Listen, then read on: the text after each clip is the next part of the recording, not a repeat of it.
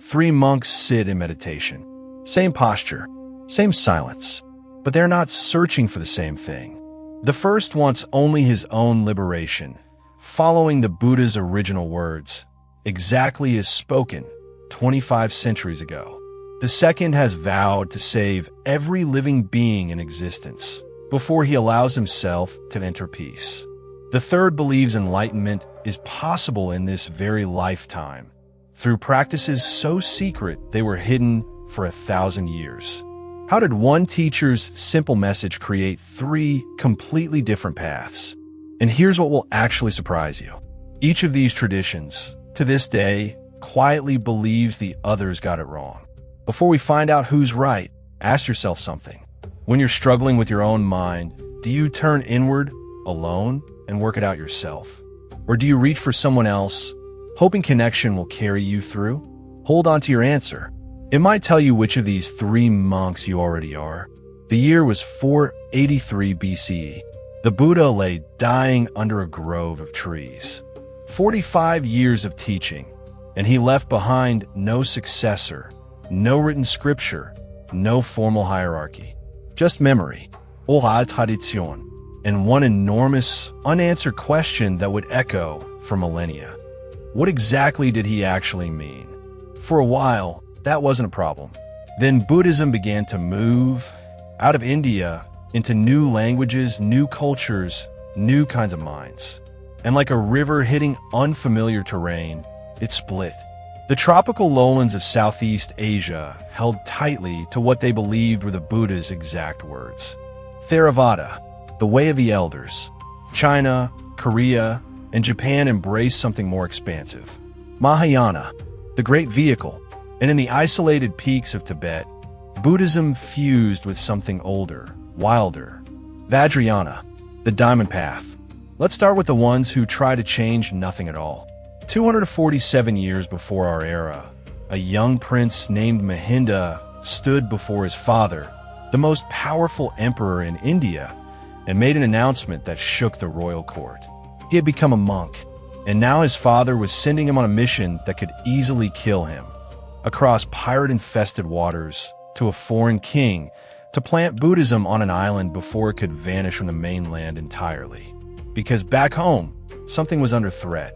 Old teachings carried only in memory, generation to generation, mouth to ear, fragile in a way most religions never have to be. If the chain of memory broke even once, the words could be gone forever. Notice that fear for a second. Have you ever tried to hold on to something you knew was slipping? A memory, a relationship, a version of yourself. Terrified that if you loosened your grip even slightly, it would disappear completely? That fear is what built an entire tradition. Mahinda survived the crossing. He met the king mid-hunt in the hills near the ancient capital, and when the king asked, "Who are you?" Mahinda answered simply, "We are followers of the king of Dharma, come with a message of liberation." The king converted before the sun went down. And what followed wasn't just a new religion for one island. It was a decision that would preserve Buddhism for the rest of human history. For the first time in 400 years, the monks wrote the teachings down, word for word, locked in a language so memory could never fail again. Theravada's whole spirit lives in that decision. No embellishment, no mysticism, just a direct, methodical path. Moral conduct as the ground, concentration to sharpen the mind, wisdom to see clearly through illusion. A path built for one person, walking alone, watching their own mind the way a scientist watches an experiment they cannot look away from. Modern psychology, centuries later, would call this technique by another name. Present moment attention, non-judgmental observation of thought, the exact clinical foundation underneath mindfulness-based therapy today. A 2,200-year-old island monastery and a modern anxiety clinic, quietly practicing the same internal technology. Here's a small experiment, borrowed from that tradition. For the next 10 seconds, don't try to calm your mind. Just notice one thought as it arises and watch it pass, the way you'd watch a leaf float down a river. Don't chase it. Don't push it away. Just watch it leave. That's the entire method Theravada monks have practiced for over 2,000 years.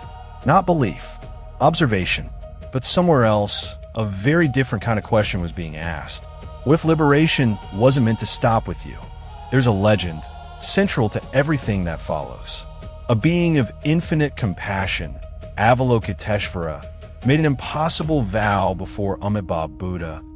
I will not enter final peace until every single suffering being had been freed first. For a while, it seemed to work.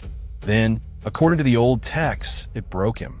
No matter how many beings he saved, more kept falling into darkness. 10 for everyone.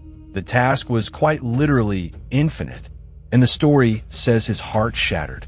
His head split into pieces.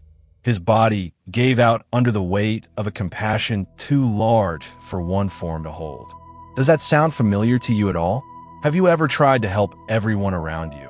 A friend, a parent, a whole team, until something in you finally cracked, not because you stopped caring, but because you cared without limit and without rest?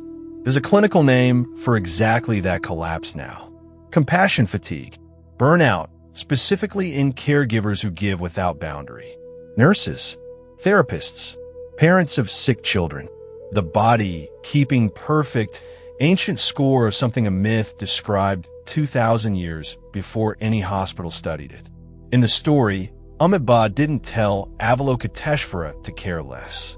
He rebuilt him, 11 heads, to see suffering from every direction at once, 1,000 arms, to reach it without being crushed by it.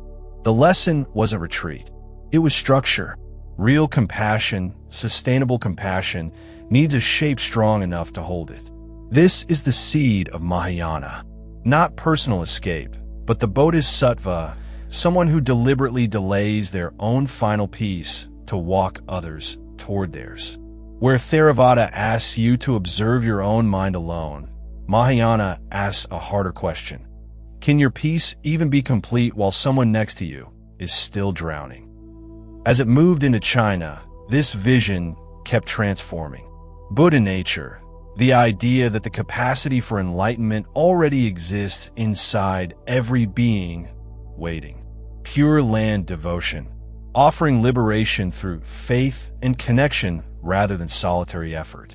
Chan, later called Zen, teaching that some truths can only be pointed to, never explained. Today, over 500 million people carry some version of that same ancient vow. Whether it's a monk in Kyoto sitting in silence, or someone in Beijing chanting a name with total devotion, the thread is the same. No one gets left behind. Now for the strangest turn of all. Around 750 CE, a king in Tibet tried to build the country's first Buddhist monastery, and it kept failing in ways that terrified everyone involved. Walls collapsed overnight. Foundations cracked with no explanation. Workers fled, convinced the land itself was fighting back. The local shamans warned that ancient spirits, furious and unappeased, ruled these mountains, and no foreign teaching would ever take root here. So the king sent for a master unlike any before him. Padmasambhava, the precious teacher, trained in the most advanced, most dangerous forms of Buddhist practice known at the time. And when he encountered the demons said to be tearing down the monastery walls, he didn't fight them, and he didn't banish them either. He did something almost nobody expects. He bound them, one by one, under sacred vow, not to vanish, but to change sides. Their destructive force didn't disappear. It got redirected. Protector spirits, guarding the very religion they'd once tried to destroy. Sit with that for a second, because it's not just a folktale about ghosts. What if the parts of your own mind you're most afraid of, your anger, your obsession, your grief, aren't meant to be exiled either? Modern trauma-informed psychology has started saying something oddly close to this, that the parts of us we suppress don't leave. They just go underground and run the show from the shadows. Integration, not elimination, is usually what actually heals. This is Vajrayana's radical claim. You don't have years or lifetimes to slowly wear down your obstacles. You take the very energy of your fear, your desire, your fury, and instead of suppressing it, you use it as fuel. Enlightenment, not eventually. Now, in this body, in this life.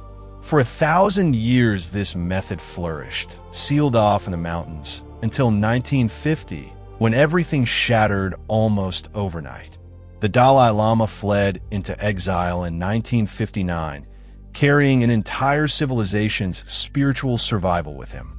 And in one of history's strange reversals, the destruction of old Tibet is what finally sent these once secret teachings out into the world. Which raises an honest, uncomfortable question. Can a technique built for monks who trained for decades in isolated monasteries still work? Once it's stripped from that context and taught in a weekend workshop on the other side of the planet? Nobody fully knows yet. So here we are, 3 paths, 3 very different instructions for the exact same problem. The weight of being a conscious mind inside a body that suffers. Theravada says, watch it alone precisely until you see through it. Mahayana says, you were never meant to walk it alone at all.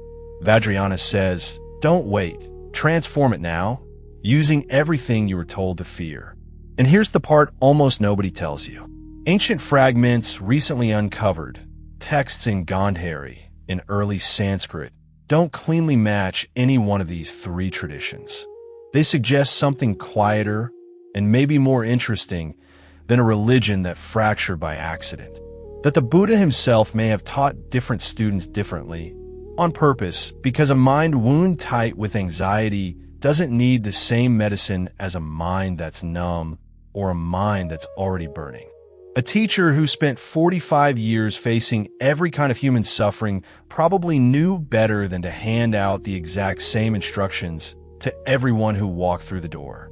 Maybe the 3 monks from the beginning aren't actually disagreeing. Maybe they're climbing the same mountain from 3 different faces, and only from where they're standing does it look like 3 separate mountains at all. So take that answer you held onto earlier. Do you turn inward alone, or reach for someone else, or run straight into the fire?